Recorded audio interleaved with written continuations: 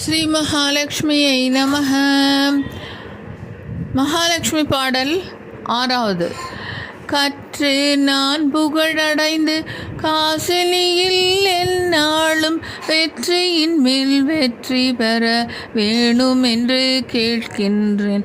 கற்று நான் புகழடைந்து காசினியில் எந்நாளும் வெற்றியின் மேல் வெற்றி பெற வேணும் என்று கேட்கின்றேன். பற்று வைத்தேன் உன்னிடத்தில் பார்விஜய லட்சுமியே, வற்றாத அருட்கடலே வருவாயிது சமயம்.